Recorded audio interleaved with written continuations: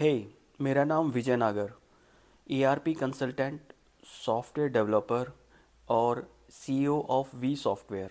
आज हम बात करेंगे ईआरपी के ऊपर ही। ईआरपी को बेसिकली एक मिसकंसेप्चुअल बना लिया गया है। लोग ना ईआरपी को या तो बहुत छोटा सा देखते हैं या उसे बहुत ज़्यादा फैला देते हैं। लेकिन ईआरपी इतना बड़ा टूल्स है कि आप उसे ऐसे नहीं फैला सकते कि भाई आपने मान लिया कि उसे हर चीज़ ही मैनेज करनी है। नहीं, वो आपके 6 एम पे काम करेगा। अगर कोई भी ईआरपी अपने आप में कंप्लीट ईआरपी तभी माना जाएगा यदि वह अपने 6 एम पे काम करता है। 6 एम क्या क्या चीज़ है?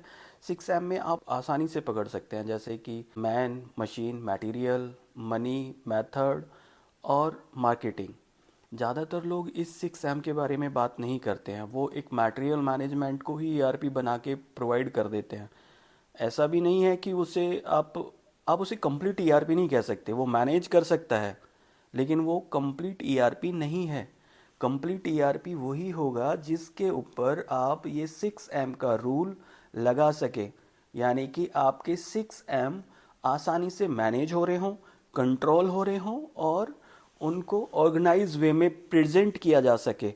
बहुत सारी ऐसी चीज़ें होती हैं जिन्हें हम ऑटोमेशंस की ज़रूरत होती है और हम उसको ऑटोमेट भी करवाना चाहते हैं, ताकि एक ईआरपी हमारी बहुत सारी मैन लेबर, जो हमारा अननेसेसरी लेबर लगा के हम कोई रिपोर्ट्स बनवा रहे हैं, वो सब वो ऑटोमेटिक दे सके।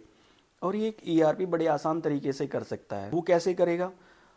अभी हम लोग इसी सीरीज में सारी चीज़ें डिस्कशन करेंगे। ईआरपी का मतलब होता है इंटरप्राइज रिसोर्स प्लानिंग होती है। रिसोर्स, किसी भी इंटरप्राइजेस के जो भी रिसोर्सेज होते हैं उनको कंट्रोल करना और मैनेज करना ही ईआरपी होता है। ईआरपी, जब हम अगर एक लेवल देखा जाए, एक तरफ मिन होता है, एक तरफ मैक्स होता है और बीच में ऑप्टिमम लेवल होता है। जैसे मैन एक रिसोर्स है, मैन ह्यूमन रिसोर्स जिसे आपने सुना होगा, उसको हम क्या मैक्सिमम तक यूज़ कर सकते हैं? मशीन, क्या उसे मैक्सिमम तक यूज़ कर सकते हैं? या मनी, क्या हम उसे लास्ट मोमेंट तक ले जा सकते हैं? नहीं, हम हर रिसोर्सेज को ऑप्टिमम लेवल पे लेके उसे यूज़ करना जाने और हमारा ईआरपी उस चीज़ की इंफॉर्मेशन दे सके, उसे हम ईआरपी बोलेंगे। अच्छा, चलो हम चलते हैं एक एक करके और भी आसान तरीके से हम इसे समझने की कोशिश करेंगे। जैसे कि हमारा जो मेन फोकस होता है वो इन्वेंट्री होता है, इसमें कोई भी शक नहीं है, क्योंकि इन्वेंट्री ही हमारा पूरे के पूरे एक इंडस्ट्री के अंदर मिसमैनेज होके बैठा होता है। अगर हम इन्वेंट्री को सही तरीके से कंट्रोल कर लें, यानी कि हमें हर चीज़ का पता हो, हमारा डेड स्टॉक कितना पड़ा हुआ है या हमारा हमने अपना मटेरियल कितना अभी बाहर से लेना है, वेंडर के पास जो जॉब वर्क के लिए डाला गया है, कितना हमारा स्क्रैप हो गया, बर्नआउट हो गया, या हम कितना अपने टारगेट के आगे पीछे चल रहे हैं, तो अगर हम इन सब चीज़ को कंट्रोल कर लेते हैं तो वो हमारा मैक्सिमम पर्पस सॉल्व करता है एक इंडस्ट्री का। लेकिन उससे मैं आपको भ्रांति में नहीं रखना चाहता, ये इन्वेंट्री मैनेजमेंट है, ये ईआरपी नहीं है। मैंने बोला था आपको 6 एम के बारे में। 6 एम की बात करेंगे तो हमारा मटेरियल उसमें से 1 एम आता है। मेन मेन में आप मान के चलो जो भी हमारा एम्प्लॉय है, चाहे हम हायरिंग कर रहे हैं, चाहे वो हम मतलब हमने ऑलरेडी हमारा स्टाफ है या हमारा वो स्टाफ जो हमारा अभी रिटायर के आसपास है, हम सभी के बारे में प्रॉपरली इन्फॉर्म करें। गवर्नमेंट के साथ हमारी कौन सी रिपोर्ट्स जानी चाहिए, उन सबको आसानी से मैनेज करे एक सॉफ्टवेयर। हमारा ट्रेनिंग के लिए कितने अभी परसीव होने वाले हैं जिनको अभी ट्रेनिंग की ज़रूरत है, क्योंकि बहुत सारे लोगों को अपग्रेड करना होता है। तो उन सब चीज़ों के बारे में ईआरपी आपको इन्फॉर्म करे। इन सब चीज़ों के लिए जिम्मेदार होता है एक ईआरपी, है ना। मैं कुछ ज़्यादा ही ईआरपी पे फोकस कर रहा हूँ, लेकिन हम एक एक करके थोड़ा सा और करते हैं। अब और आसान तरीके में समझाता हूँ। जैसे मान लेते हैं हमारे पास में, आपने देखा होगा हर कंपनी के अंदर ना कुछ डिपार्टमेंट बने होते हैं। जैसे कि अकाउंट एक डिपार्टमेंट है, स्टोर एक डिपार्टमेंट हो गया।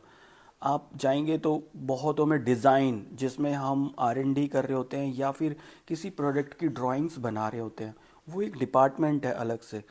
आप इससे आगे चले जाएंगे, प्रोडक्शन एक डिपार्टमेंट है। आप इन HR, यानी कि जहाँ पर हमारा रिक्रूटमेंट होती हैं, उन सैलरी बनाना, उन सारी चीज़ों पे जो भी हम बात कर रहे हैं, ये सारी की सारी चीज़ें आपके एक इंडस्ट्री के जाने अनजाने में, चाहे वो एक ही इंसान कर रहा हो, लेकिन हम वो काम कर रहे होते हैं।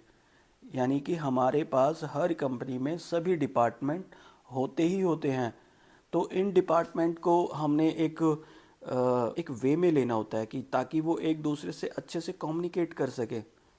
जैसे अगर स्टोर के अंदर कोई मटेरियल रिजेक्ट हो जाता है और अकाउंट्स में पेमेंट के लिए कोई कॉल कर रहा है, तो अकाउंट्स को उस डिपार्टमेंट में हुए रिजेक्ट मटेरियल का नोट या कोई ऐसी नोटिफिकेशन या ईआरपी के थ्रू एक मैसेज कन्वे होना चाहिए कि हाँ, इसका मटेरियल होल्ड है, रिजेक्ट है, या फिर वो पास कर दिया गया है, आप उसकी पेमेंट रिलीज कर सकते हैं अकॉर्डिंग टू टर्म। इसी तरह से हमारे पास में जब हम कोई सेल ऑर्डर लेते हैं, हमारा मार्केटिंग डिपार्टमेंट कोई ऑर्डर्स लेके आया और उसे एग्जीक्यूट कराना है हमें अपनी इंडस्ट्री के अंदर प्रोडक्शन के लिए, तो वहाँ भी हमें एक दूसरे डिपार्टमेंट से, चाहे वो फंड्स अरेंजमेंट करना हो, चाहे वो हमें मैन पावर कितनी हमें एक्स्ट्रा बढ़ानी है या घटानी है, तो उन सब चीज़ों के लिए भी हमारा ईआरपी जिम्मेदार हो जाता है।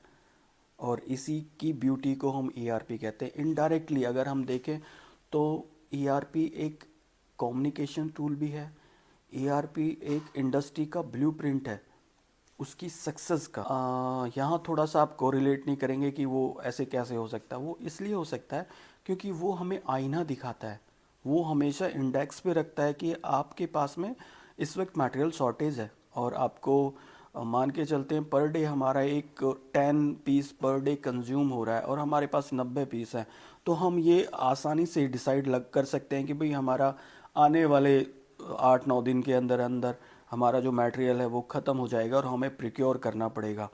अगर लीड टाइम बहुत ज़्यादा है, कई बार ऐसे हो जाता है कि हमारी जो लीड टाइम होती है वो हम इंडिया के बाहर से कुछ चाइना से माल इंपोर्ट कर रहे हैं, कुछ पार्ट ऐसे होते हैं, और या फिर हम कहीं दूर दराज से यानी पंजाब से मंगा रहे हैं या फिर हम किसी दूसरे स्टेट से कहीं से मंगा रहे हैं, तो वहाँ पर टाइम बहुत ज़रूरी है कि कितने टाइम में मटेरियल हमारे पास पहुँचेगा ताकि हम ऑर्डर कर सके और उसको हमारे यहाँ पर एग्जीक्यूशन में कोई प्रॉब्लम्स ना आए। तो ईआरपी इन सब चीज़ों का एक इंडेक्स है। वो आपको एक आईना दिखाता है कि भाई इस वक्त आपकी इंडस्ट्री के अंदर ये सब चीज़ें हेल्दी हैं, इन चीज़ों पे आप काम करना चाहिए, वीक है, और ये चीज़ें आपको टर्मिनेट कर देनी चाहिए, बिल्कुल लूज़ हो चुकी हैं। तो ईआरपी इन सब चीज़ों का ख्याल रखता है। हाँ, मानता हूँ कि मैं बहुत लोग ऐसे हैं जो बहुत थोड़ी चीज़ों को एक ईआरपी बनाने की कोशिश कर लेते हैं, पर इंडस्ट्री भी इन चीज़ों को समझने की कोशिश नहीं करती। पर मैं जो आपको थोड़ा नॉलेज देना चाहता हूँ, इस सीरीज़ में हम ये भी अभी आगे डिसाइड करेंगे और भी बहुत सारी चीज़ें।